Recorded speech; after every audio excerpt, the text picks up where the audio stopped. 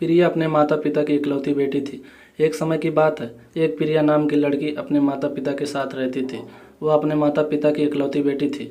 उसके माता पिता उससे बहुत प्यार करते थे, इसलिए वह जो भी मांगती थी उसे ला कर देते थे। उसके पिता इतना ज़्यादा पैसे नहीं कमा पाते थे, लेकिन फिर भी वह अपनी बेटी की हर इच्छा पूरी करते थे। एक दिन प्रिया ने अपने पापा से कहा कि पापा, मेरी चप्पल पुरानी हो गई है, क्या आप मेरे लिए नई चप्पल लाओगे?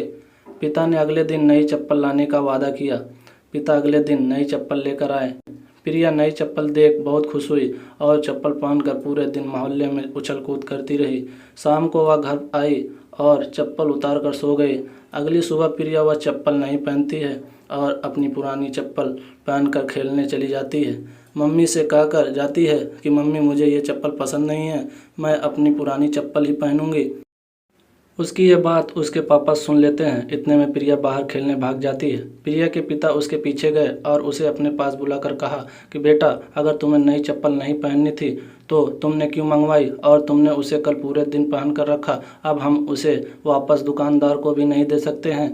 प्रिया कहती है कि पापा, मैंने यह चप्पल मम्मी के लिए मंगाई है क्योंकि उसकी चप्पल टूट सी गई है और वह खर्चे के डर से कभी अपने लिए नई चप्पल नहीं मंगाती है, इसलिए मैंने वह चप्पल कल पूरे दिन पहन कर रखी ताकि मम्मी उसे वापस करने का ना बोल सके।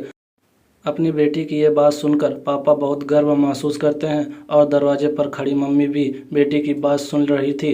वह भी मन ही मन बहुत खुश हुई कि इतनी सी बच्ची में इतनी समझ है। दोनों माता पिता एक दूसरे के सामने देखकर मुस्कुराते हैं और बेटी को प्यार करने लगते हैं। दोस्तों, यह कहानी हमें यही सिखाती है कि हमेशा हम अपने माता पिता की मजबूरी को समझना चाहिए।